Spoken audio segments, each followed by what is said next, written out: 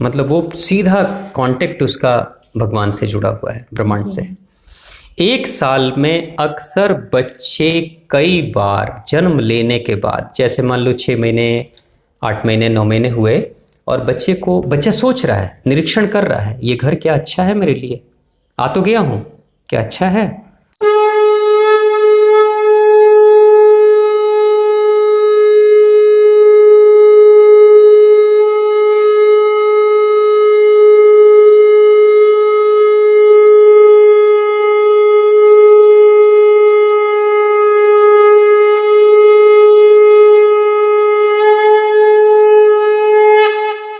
ओम श्री कालिके शुभदेवी सूर्यकूट निवासने रक्षमार्तमहमाय विश्वरूपे नमस्तुते। तो हम लोग ये सोचते हैं कि मतलब हमारे घर बच्चा जो हो ये आए, वो तेजस्वी हो, तो उसके लिए क्या करना होगा। Very nice, very nice. अभी देखो बेटा, जैसे प्रत्येक माता पिता की इच्छा होती है कि उसकी जो संतान हो तेजस्वी हो। कोई माता पिता नहीं चाहता कि उसकी संतान कम तेजो में हो। हाँ। अब उसके लिए 2-3 चीजें हैं। देवी देवता तो आपकी मनोकामना को देखते हैं, क्योंकि आपका रिश्ता उनके सिर्फ मन के साथ है जी। बस। तो उतना तो कर दिया कि चलो ये मेरी जो बिटिया है ये बड़ी अच्छी है, मन की बहुत अच्छी और पवित्र है, इसके मन में कोई छल कपट नहीं है, लेकिन कमी है तो इसको पूरा कर दो। कहीं ना कहीं से प्रेरणा दे देंगे और आपके पास सब सहयोग आ जाएगा। तो मनोकामना तक देवी देवताओं की बातें सीमित थी, लेकिन संतान की जो बात है वो सिर्फ मन तक सीमित नहीं, तन भी उसके साथ जुड़ा हुआ है। जी। तन और मन दोनों। तो जो दिव्य आत्मा आएगी, जो आत्मा आएगी, वो सबसे पहले क्या देखती है? आप बुला रहे हो, आप चाह रहे हो ना, आप देखो बोल नहीं रहे हो, लेकिन आप मंदिर में जाते हो, माता रानी के पास जाते हो, तो मन ही मन कहते हो ना माँ से कि माँ मुझे एक संतान दो। हाँ। ठीक है, कहते हो, किसी से बोलते नहीं, लेकिन ये मन में आपकी ख्वाहिश है, और आपकी हर मन की ख्वाहिश को माँ सुनती है। हाँ। देवी देवता सुनते हैं। अब वो जो आत्मा है जिसके पास शरीर नहीं है, वो शरीर वालों से ज्यादा शक्तिशाली होती है। हम लोग अभी शरीर में है ना जी। जब तक हम लोग शरीर में रहेंगे तब तक हम लोग बड़े कमजोर हैं, हमारी शक्ति बहुत सीमित है। जिस दिन ये शरीर छूटेगा, अचानक हमारी शक्ति बहुत बढ़ जाती है। इतनी बढ़ जाती है एक आत्मा की शक्ति कि एक पल में आत्मा हजारों किलोमीटर दूर की यात्रा कर लेती है, जो मेरे शरीर से संभव नहीं है ना। नहीं। एक आत्मा चाहे तो अपने मन के संदेश को दुनिया के किसी भी कोने में किसी भी मन तक पहुंचा सकती है, एक झटके में। एक आत्मा अगर आपसे दुनिया के किसी दूसरे हिस्से में है, पृथ्वी के दूसरे हिस्से में है, और अगर दिल की गहराई से उस आत्मा को आप याद कर लोगे, तो एक क्षण में वो आपके सामने उपस्थित हो जाएगी। एक आत्मा चाहे तो हजारों लाखों लोगों तक अपने मन के संदेश को तुरंत पहुंचा सकती है, इतनी शक्तिशाली होती है आत्मा। लेकिन ये जो शरीर है ना, भौतिक शरीर, इसने क्या किया? हमारी शक्तियों को सीमित कर दिया, दबा दिया। इसलिए हम बड़े कमजोर हैं, कम शक्तिशाली हैं। लेकिन बेटा, आप किसको याद कर रहे हो? एक दिव्य आत्मा जो संतान के रूप में आए। तो आप जिसको बुला रहे हो वो आपसे बहुत शक्तिशाली अवस्था में है इस समय जी। हाँ।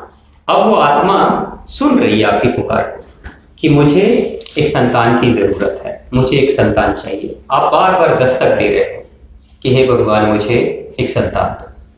अब कई आत्माएं हैं जो संतान के रूप में आना भी चाहती हैं। वो आत्माएं भी चाहती हैं कि अच्छे माता पिता मुझे मिले, लेकिन वो आत्मा देखती है, पूरी एक्सरे कर लेती है इंसान के व्यक्तित्व की, और वो देख लेती है कि ये जो माँ है जो मुझे बुला रही है, इसका मन कितना साफ है, इसका मन कितना पवित्र है। फिर वो उस आत्मा को जब आना है शरीर में संतान के रूप में, तो घर क्या है? आपका तन तो उसके लिए घर है ना जी। तो वो अपने घर को भी वो आत्मा देखती है। अब ठीक है, इस घर में कैसा है? घर है, पहले ये देख लो। अरे इस घर में बड़ी बीमारी है, हाँ। इस घर में बड़ी बेचैनी है, ये जो तन है इसमें तो किडनी स्टोन की प्रॉब्लम, इसमें गॉल ब्लैडर की प्रॉब्लम, इसके तो यूटेरस में सिस्ट है ना। हाँ। तो वो आत्मा का सबसे पहला जो घर है वो यूटेरस तो है, हाँ हाँ जिसको हम हिंदी में बच्चेदानी कहते हैं। हाँ और वो आत्मा क्या सोचेगी कि भाई मैं जा रहा हूं, माँ तो अच्छी है मन से, लेकिन उसका तन अच्छा नहीं, तन बीमारियों से भरा पड़ा है। अब तन बीमारियों से भरा पड़ा है तो वो आत्मा तन और मन दोनों देखेगी जी। और वो इंतजार करती है आत्मा। मान लो जैसे किसी आत्मा को आप बुला रहे हो और उस आत्मा को आप पसंद हो कि मेरी माँ ऐसी होनी चाहिए, कोई आत्मा अच्छी आत्मा, दिव्य आत्मा, महान आत्मा कोई आना चाहती है। एक तो सबसे बड़ी बात बेटा हमेशा याद रखना, जो महान आत्माएं होती हैं ना वो जन्म लेना ही नहीं चाहती ना। उसको बड़ा पता है इस दुनिया में बड़े लफड़े, बड़ी समस्याएं हैं, झूठ फरेब उल्टा सीधा धोखे बाजियां सब चलती हैं। तो ये जो महान आत्माएं होती हैं वो दुनिया वालों के मनों को देखते रहती है और कहती है सब फरेबी हैं, झूठे हैं, बहुत कम लोग इसमें अच्छे हैं। वो नहीं चाहती है कि हम जाके इसमें गंदे हो जाएं। उनको पता है इन महान आत्माओं को कि हम जाएंगे तो हम भी गंदे हो जाएंगे, क्योंकि हम वही करेंगे जी। है ना? तो ये महान आत्माएं नहीं चाहती हम जन्म लें, लेकिन उनका कोई मकसद होता है उनके आने का। जब उनके आने का कोई मकसद होता है तो ये महान आत्माएं योजना भी बनाती है कि धरती पे जाए और धरती पे जाके अपने मकसद को पूरा करें और अपनी आत्मा की दौलत को और बेहतर करें और बेहतर ऊंचा उठाए जी। तो बेटा इसमें क्या है कि मान लो आप अगर अपने लेवल से ऊंचे लेवल पे जाना चाहते हो तो आपको अपनी डिग्री, अपना क्वालिफिकेशन, अपनी क्षमता पात्रता विकसित करनी पड़ेगी ना जी। तो आप कॉलेज या स्कूल जाओगे और वहाँ जाकर पढ़ाई करोगे कुछ साल और उसके बाद से हायर डिग्री लेकर और फिर से आओगे और तब दिखाओगे और तब अपने ऊंचे लेवल को ऊपर कर लोगे। अक्सर लोगों को देखा होगा कि छोटे पोस्ट पे ज्वाइन करते हैं कंपनी में और फिर बड़ी पढ़ाई करके लौट कर आते हैं और मैनेजर के लेवल पे आते हैं और बड़ी सैलरी कर लेते हैं। होता है ना ऐसे ही। हाँ। आत्माओं के साथ भी ऐसे ही होता है। अगर कोई अच्छी आत्मा है जो शरीर में नहीं है लेकिन उसके मन में इच्छा है कि थोड़ा और ऊपर जाए, थोड़ा और बेहतर आत्मा बने, है ना, और अच्छा बने, तो वो आत्माएं अपनी डिग्री बढ़ाने के लिए, क्वालिफिकेशन, क्षमता, पात्रता, ज्ञान बढ़ाने के लिए, अपनी क्षमता बढ़ाने के लिए धरती पे आती है। ये जो धरती है ना पाठशाला है, स्कूल है।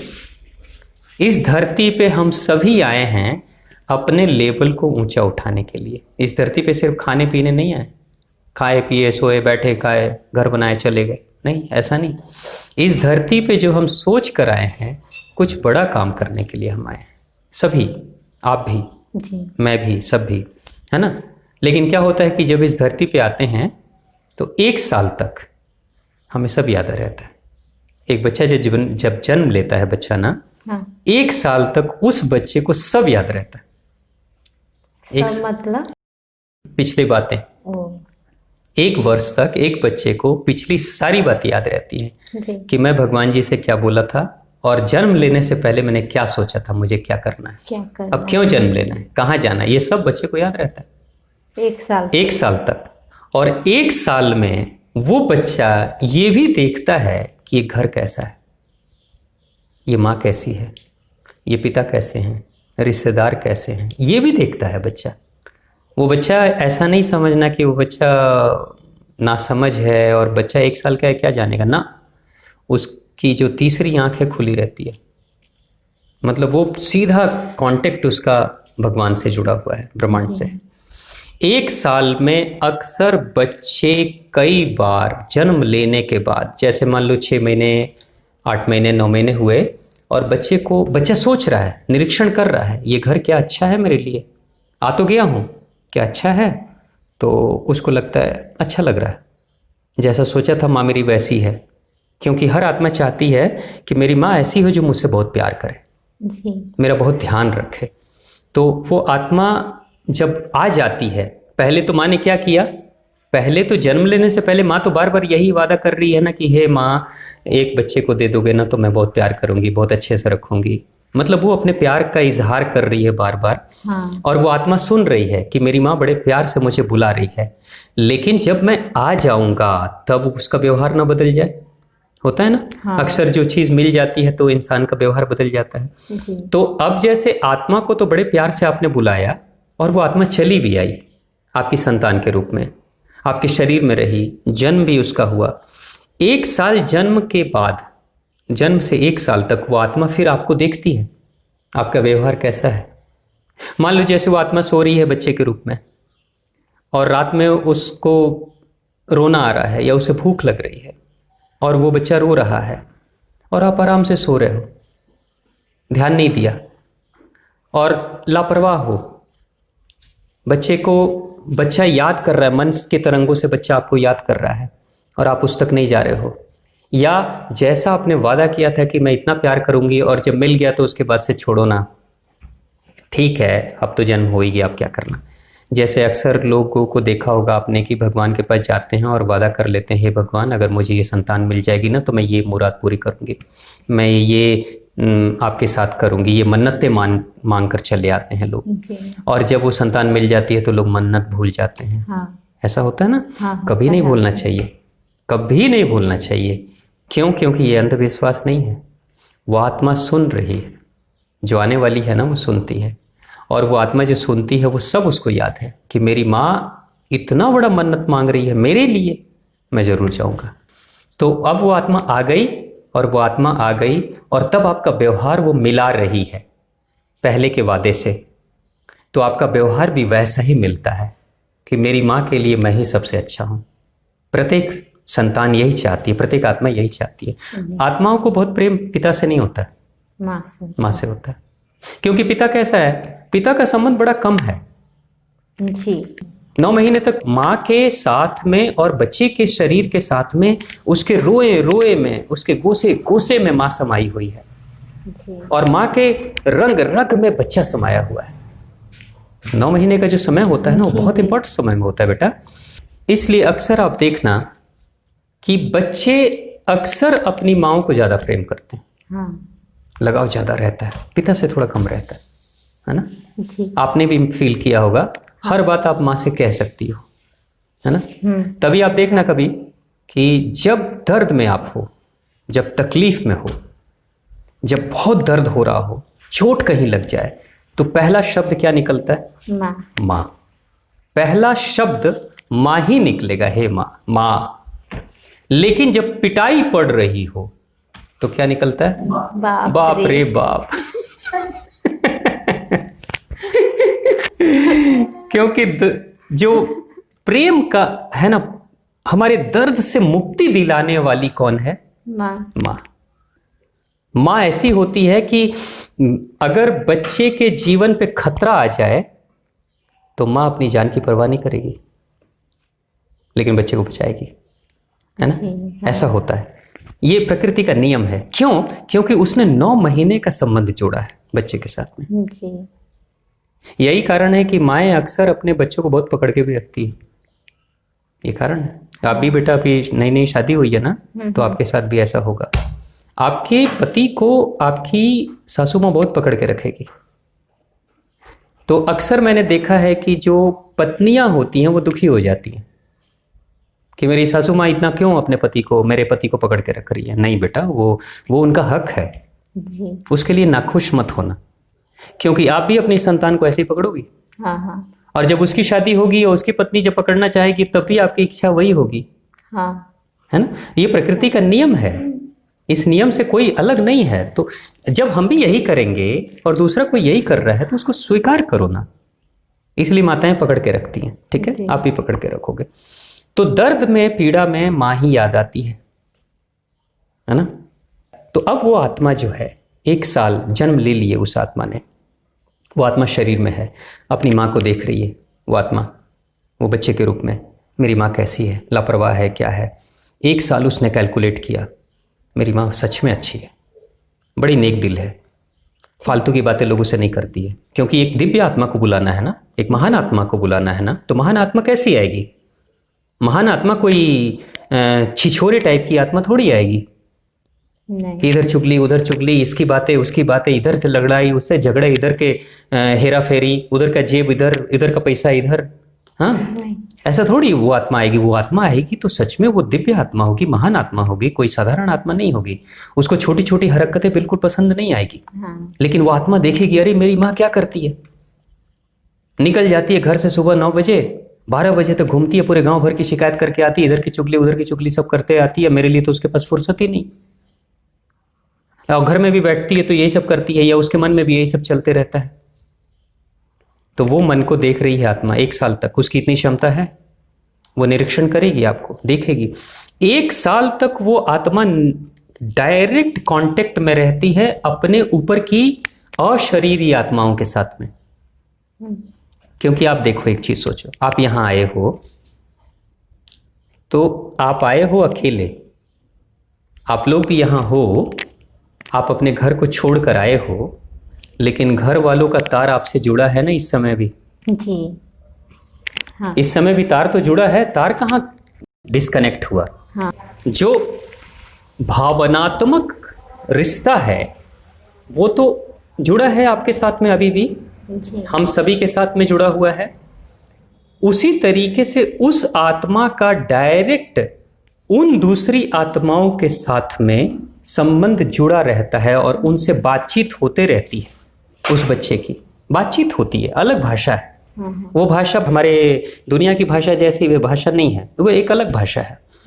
तो उस भाषा में वो बच्चा बात करता है। इसलिए अक्सर बच्चों को आप देखना, हंसते हैं बच्चे अचानक से। क्यों हंस रहे हैं? किसको देखा? मुस्कुरा रहे हैं, कभी रोने लगते हैं, रोने जैसे मुंह बना लेते हैं, कभी हंसने लगते हैं। वो देख रहे हैं किसी और को। 1 साल तक वो जो दूसरी आत्माएं हैं ना, जो शरीर में नहीं है, वो कहती है चले तो गए हो, ठीक है, रहोगे कि वापस आओगे? तो ये जो आत्मा है वो कहती है नहीं, अच्छा लग रहा है मुझे, मैं जिस चीज़ के लिए आया हूँ यहाँ अच्छा है। तो फिर 1 साल तक ये आना जाना, समझाना, मनाना, हाँ करना ना करना चलता है। और 1 साल के बाद वो आत्मा कहती है नहीं, मैं यहीं रहूँगी। 1 साल तक वो आत्मा कहेगी कि मैंने देख लिया, मैं यहीं इसी घर में रहूँगी, सब लोग अच्छे हैं, जैसा मुझे चाहिए वैसा ही है। तो आत्मा रह जाती है। लेकिन उस 1 साल में अगर उस आत्मा को ठीक नहीं लगा तो वो आत्मा वापस चली जाती है। इसलिए अक्सर बच्चों की मौत हो जाती है 1 साल के अंदर, बच्चे चले जाते हैं। तो ये बड़ा इंपॉर्टेंट है, ये कोई छोटी सी बात नहीं है। ऐसा होता है। तो आपको अगर किसी दिव्य आत्मा को, महान आत्मा को बुलाना है अपने घर में, तो आप क्या करोगे? अपनी भूमिका तैयार करो। महान आत्मा चाहिए तो तैयारी करो। कैसी तैयारी? अपने मन की तैयारी करो, अपने तन की तैयारी करो। जो अच्छी आत्माएं होती हैं ना, उनकी खासियत होती है उनका मन तो अच्छा होता है, वो तन भी अच्छा ही रखती हैं। अब जैसे कोई, मान लो कोई ऐसा है जो बिल्कुल बहुत अच्छा इंसान है ना, और बहुत अच्छे मन का है, तो ऐसा थोड़ी है जाके वो किसी शराब के अड्डे में बैठ के शराब पीते रहेगा। नहीं पी सकता। वो जीव हत्या कर रहा है, मांस मदिरा खा रहा है, नहीं करेगा। नहीं। क्योंकि उसके आचरण में भी वो बातें आती हैं। सिर्फ उसकी जुबान पे नहीं, उसके आचरण में, उसके व्यवहार में भी सारी बातें आती हैं। हाँ। तो बेटा, आपको अगर किसी महान आत्मा को बुलाना है, आप अपने आचरण में वही लाओ। जैसा आचरण बनाओगे ना, जैसा व्यवहार करोगे, जैसा खान पान होगा। अब जैसे मान लो कि आप प्रार्थना कर रहे हो भगवान से कि हे भगवान, मुझे एक महान संतान दे दो, जी, है ना, जो बड़ा अच्छा हो, मेरे कुल का नाम रोशन कर दे। महान आत्मा को बुला रहे हो, लेकिन अब पता चला उस महान आत्मा को जो आवाज सुन रही है वो आत्मा, वो तो शाकाहारी है। उसने पहले खाया नहीं, खाना चाहती नहीं। जी। वो चाहती है मैं ऐसे घर में जाऊं जहां माता पिता भी भक्त हों और अच्छे दिल के हों। तो शाकाहारी आत्मा क्या मांसाहारी माता के गर्भ में जन्म लेगी? नहीं। इरादा बदल देगी। हाँ। हेलीपैड बनाया है आपने, हेलीकॉप्टर के उतरने के लिए हेलीपैड, जी। लेकिन आकाश में मंडरा रहा है हवाई जहाज। उतरेगा? नहीं। वहां कौन उतरेगा? हेलीकॉप्टर। सिर्फ हेलीकॉप्टर उतरेगा, हवाई जहाज नहीं उतर सकता। तो बेटा, हवाई जहाज को बुलाना है तो आपको एयर ड्रम बनाना पड़ेगा, रनवे बनाना पड़ेगा। जी। हेलीकॉप्टर को ही बुलाना है तो हेलीपैड काफ़ी है। हाँ। लेकिन हेलीकॉप्टर के लिए हेलीपैड बना लो और हवाई जहाज की उम्मीद करो, ये संभव नहीं है। नहीं। तो आप बदल दो बेटा अपने आप को। महान आत्माएं ना आपकी पात्रता को देखती हैं। मैं अपनी बात बता दूं, अगर मुझे जन्म लेना होगा कहीं भी, ऐसी माँ के पास मैं बिल्कुल नहीं जाऊंगा जो बीमार रहती हो। हाँ। सबसे पहली शर्त मेरी। बहुत छल कपट करने वाली हो उस माँ के पास मैं बिल्कुल नहीं जाऊंगा। झूठ सच फरेब करती हो बिल्कुल उसके पास नहीं जाऊंगा। वो गरीब होगी चलेगी, बेईमान होगी तो नहीं चलेगी, है ना। उस आत्मा के पास मैं बिल्कुल नहीं जाऊंगा। और मैं अपनी अपनी ज़िंदगी की सच्चाई बता देता हूँ। मेरी माँ की शादी के 12 वर्षों के बाद मेरा जन्म हुआ, ठीक है। बाद में मुझे पता चला कि मेरी माँ की तबीयत हमेशा खराब रहती थी। तबीयत कैसे खराब रहती थी? उनको कब्ज की शिकायत रहती थी, कॉन्स्टिपेशन की प्रॉब्लम, उनको गैस की प्रॉब्लम रहती थी। 7-7 दिन 8-8 दिनों तक बिस्तर पे सोए रहती थी, उल्टियां करते रहती थी। दवाई खाएगी बस, इससे ज़्यादा कुछ नहीं। क्योंकि मेरी माँ को पता भी नहीं था, साधारण एक स्त्री है, उसको पता भी नहीं था। हाँ। और पूरे 10 सालों में, शादी के 10 सालों तक स्थिति ऐसी थी। दिल की बड़ी अच्छी थी, दिल की वाकई बहुत अच्छी है। आज भी मेरी माँ है और मैं अपनी माँ को देखता हूँ कि मैं आज इस समय में जो काम कर रहा हूँ वो कहीं ना कहीं मेरी माँ के कारण से, नहीं तो मैं ये काम नहीं कर सकता। मेरी माँ ने मुझे कभी बेईमानी नहीं सिखाया, जबकि मैं अपनी माँ को एक पैसे नहीं दे पाता हूँ, है ना। मैं अपनी माँ को कोई सुख शांति खुशी नहीं देता हूँ, लेकिन मेरी माँ फिर भी मेरे लिए प्रार्थना करती है, कहती है कोई बात नहीं, मेरे लिए नहीं करते हो कम से कम किसी के लिए तो करते हो। तो मेरी माँ दिल की बड़ी अच्छी है। लेकिन वो माँ मेरी बार बार उस समय पूजा करती थी और बुलाती थी मुझे। मैं भी आना चाहता था लेकिन मैं नहीं आया। और आया कब? 12 वर्षों के बाद। माँ ने मुझे बाद में बताया कि कैसे हुआ। लगभग 10 वर्ष जब हो गए ना, तो स्थिति ऐसी हुई कि मेरी माँ की कोई संतान नहीं। तो मेरे पिता की दूसरी शादी के लिए मेरे घर वाले तैयार हो गए थे। मेरे दादा दादी सब लोग कहने लगे थे बात कि भाई अब दूसरी शादी करो क्योंकि इसकी कोई संतान नहीं हो रही है। माँ मेरी बहुत रोती थी, लेकिन क्या करे। लेकिन पिताजी ऐसे थे, बोलते थे नहीं, एक ही पत्नी का मैंने व्रत लिया है, मैं एक ही पत्नी के साथ रहूंगा, भले इसकी संतान हो ना हो। ऐसे मेरे पिता भी थे। मेरे पिता भी बड़े अच्छे इंसान, है ना, नेक दिल, मतलब बेईमानी नहीं, कोई छल कपट नहीं। 10 सालों के बाद मेरी माता जी को मेरे जो नानी माँ के घर में एक गुरु जी आते थे जी।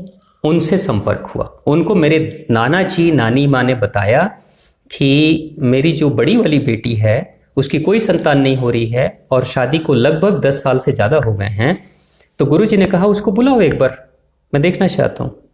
तो मेरी माँ मायके गई और जब मायके गई तो वो जो गुरु जी थे उन्होंने देखा, तो वो बड़े अच्छे स्वास्थ्य विशेषज्ञ भी थे।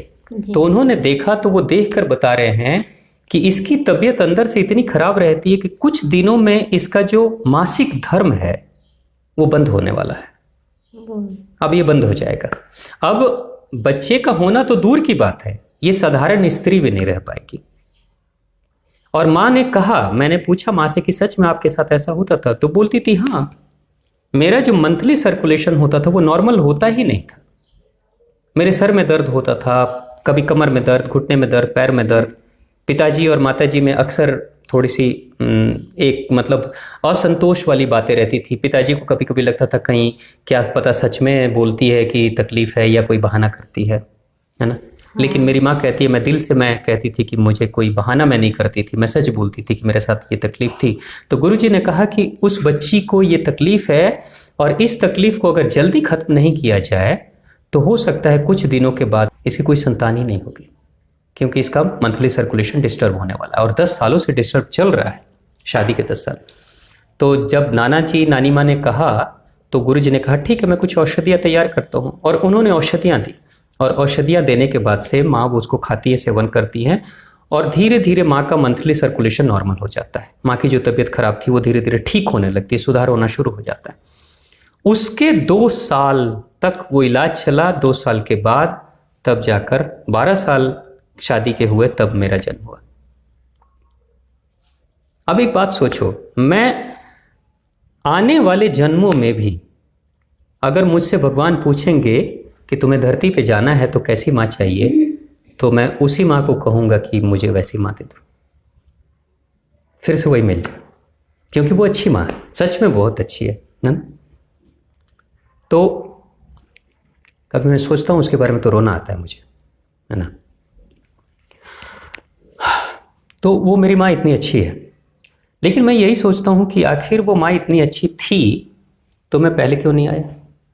मेरी एक शर्त थी, मुझे स्वास्थ्य से बड़ा प्रेम है, अपने भी स्वास्थ्य और दूसरे के भी स्वास्थ्य। इसलिए आज मैं जो काम कर रहा हूं वो वही काम कर रहा हूं, स्वास्थ्य अच्छा रखूं। मैं स्वास्थ्य के लिए भोजन करता हूं, स्वाद के लिए भोजन नहीं करता। अगर कोई भोजन ऐसा हो जो स्वास्थ्यकर नहीं हो उसको मैं नहीं कह दूंगा। मैंने बहुत सारे ऐसे भोजन हैं जो मुझे बहुत पसंद है लेकिन फिर भी मैं नहीं खाता। मुझे गुलाब जामुन बहुत पसंद है लेकिन उसमें चीनी है इसलिए मैं नहीं खाता, जबकि मुझे बहुत पसंद है वो, फिर भी नहीं खाता। तो मेरे लिए स्वास्थ्य सबसे ज़्यादा फर्स्ट प्रायोरिटी है, पहली प्राथमिकता, ठीक है।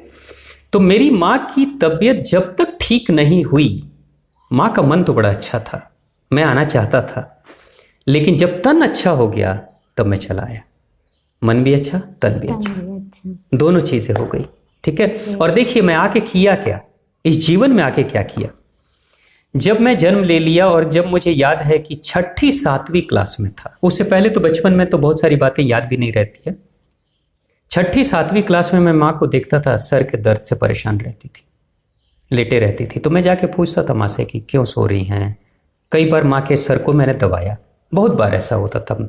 जब भी सर में दर्द हुआ तो मैं चुपके से जाके सर दबाने लगता था, और माँ को मेरा सर दबाना बड़ा अच्छा लगता था, है ना। कई बार माँ सो जाती थी और मैं सर दबाते रहता था, तो सर दबाता था तो आराम मिल जाता था माँ को। लेकिन मैं उस माँ के तकलीफ को ठीक करने के लिए मेरे दादाजी, जो बचपन में ही गुजर गए, मेरे बचपन में ही गुजर गए, मुझे याद नहीं उनकी शक्ल, लेकिन मेरे दादाजी बड़े अच्छे डॉक्टर थे, बहुत अच्छे डॉक्टर। इतने अच्छे डॉक्टर थे कि वो दवाइयों का निर्धारण करते थे समय के अनुसार से। जैसे मान लो मेरे को कोई तकलीफ है, अगर मैं उनके पास जाऊंगा सुबह के 9 बजे तो उनकी दवाई अलग होगी, अगर मैं 12 बजे जाऊंगा तो दवाई अलग होगी, अगर मैं शाम को जाऊंगा तो दवाई अलग होगी। एक ही तकलीफ की 3 दवाइयां हो जाएंगी उनकी। वो इतने एक्सपर्ट थे, वो बादलों को देखकर भी दवाइयां निर्धारित करते थे।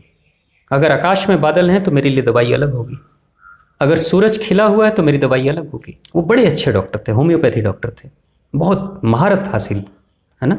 लेकिन वो चूंकि गुजर चुके थे और मैं 6ठी 7वीं क्लास में पढ़ता था, माँ की तकलीफ को देखकर मैं परेशान रहता था। मेरे दादाजी की किताबें बोरे में पैक करके घर के रेक पे रखी हुई थी किताबें। मैं उनकी बोरे को खोला और माँ से मैंने पूछा कि इसमें क्या है, तो उन्होंने कहा दादाजी की किताबें, डॉक्टरी की किताबें। तो मैं उस किताब को खोलता था जिसको दीमक खा चुकी होती थी कई पन्नों को, लेकिन उन किताबों से मैं अपनी माँ के इलाज के लिए कोई तरीका, कोई नुस्खा ढूंढते रहता था। और मैंने कई सारे उसमें लिखे हुए औषधियों को ढूंढा, घर की चीज़ों को बनाया और माँ को मैं देता था, माँ ये वाला खाइए, कभी ये खाइए, कभी वो खाइए, मैं माँ को बताते रहता था। और माँ बड़े प्रेम से खाती भी थी और माँ की तबीयत भी ठीक होती थी। तो मैं ऐसे एक्सपेरिमेंट करते रहता था अपनी माँ को स्वस्थ करने के लिए। आज देखो मैं आज भी वही काम कर रहा हूँ, मुझे स्वास्थ्य बहुत पसंद है। तो अगर मैं कभी जन्म लूँगा तो मैं ऐसी माँ को तलाश करूँगा।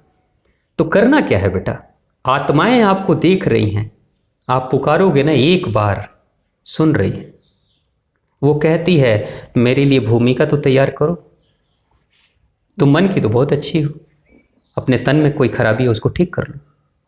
और अगर तुम्हारे तन में कोई खराबी है और उसको ठीक करने में तुम्हें कोई समझौता करने की ज़रूरत पड़ रही है, कुछ स्वाद में कॉम्प्रोमाइज़ करने की ज़रूरत पड़ रही है, कुछ खाने कुछ छोड़ने की ज़रूरत पड़ रही है, छोड़ दो जी, क्योंकि मकसद बड़ा है, मकसद बड़ा है। अगर बड़ा काम करना है तो छोटी छोटी चीज़ों से अपने आप को दूर करना पड़ेगा। तो आप बेटा जिस तरह की आत्मा को बुलाना चाहते हो अपने जीवन में, उस तरह के बनना शुरू कर दो, है ना।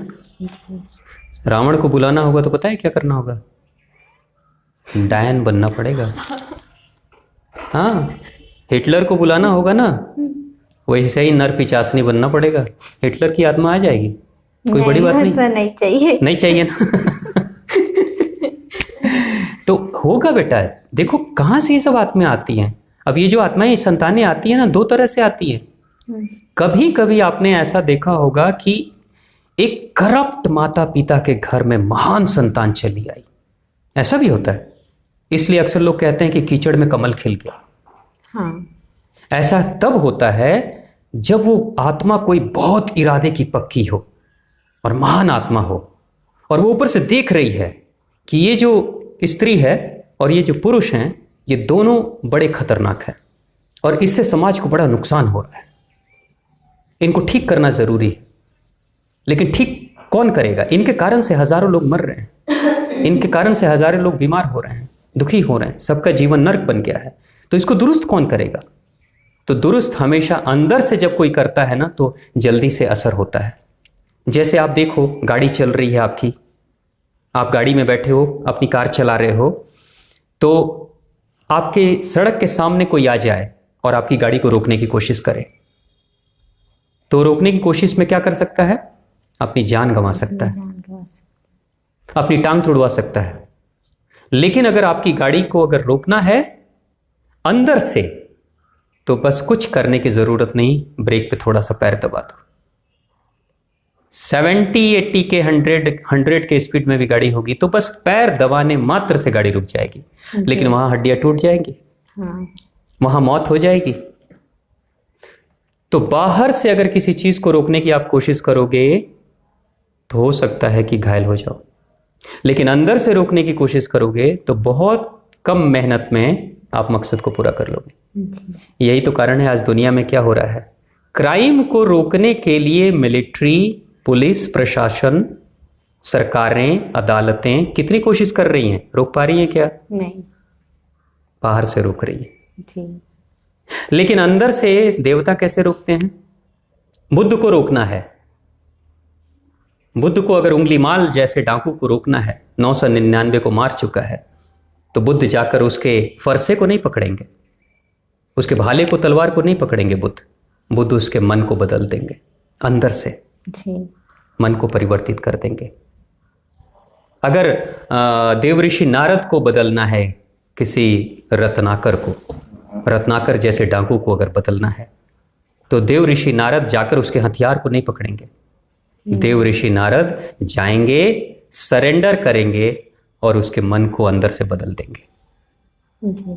और तब रत्नाकर से वो वाल्मीकि जैसा ऋषि बना देंगे। अंदर से जो बदलाव होता है ना, वो अस्थाई होता है और कम क्षति पहुंचाए हुए होता है, लेकिन बाहर से जो बदलाव होता है वो खतरनाक होता है, द्वंद्वात्मक होता है, भयंकर एक्सीडेंट्स होते हैं। तो ये पुलिस, प्रशासन, आर्मी और जितने भी तंत्र है, ये सब बाहर से बदलने की कोशिश कर रही हैं।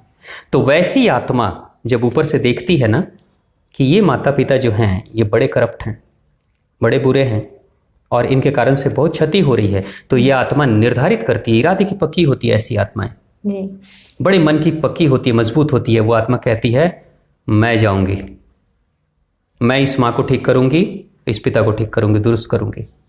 अब कैसे जाएगी वो? अंदर से संतान बन के। जी। तो ऐसे कीचड़ में ऐसी महान आत्माएं जाके जन्म लेती हैं, कीचड़ में जन्म लेती हैं, जन्म ले लेती है। और उसके बाद से यही, जब वो बच्चा बड़ा होगा तो उसके अंदर का जमीर तो जगा हुआ, आत्मा तो उसकी जगी हुई है, वो आत्मा धीरे धीरे अपनी माँ को दुरुस्त करनी शुरू कर देती है। माँ ये ठीक नहीं कर रही हो, ये गलत कर रही हो। पिताजी को बोलना शुरू कर देती, पिताजी ये ठीक नहीं कर रहे हो, ये गलत कर रहे हो। और नहीं तो कभी कभी तो ऐसा भी होता है कि कुछ आत्माएं आती हैं और वो भी उसी धारा में बह जाती है, ये भी होता है। वो अपनी अंतरात्मा की आवाज को सुन नहीं रही है और वो भी बह गई। ठीक है माँ, तुम जैसा कर रही हो ना, हम भी यही करेंगे। वो भी उस धारा में बह जाती है। और कोई आत्मा होती है जो कि अलग हो जाती है। तो अब इसमें क्या है कि आत्माएं देख रही हैं बेटा आपको, जी। आपको देख रही हैं, आपको महान संतानें चाहिए, तो शर्त उनकी पूरी कर लो। वो आने के लिए हमेशा ललायत है। अगर आपका जो पाठशाला है वो बहुत अच्छा है तो आपको बच्चों के एडमिशन के लिए परेशान होने की ज़रूरत नहीं है, आ जाएंगे बच्चे। तो अपने स्वास्थ्य पे ध्यान रखो, अपने मन पे ध्यान रखो, इन दो चीज़ों पे ध्यान रखोगे सब कुछ हो जाएगा।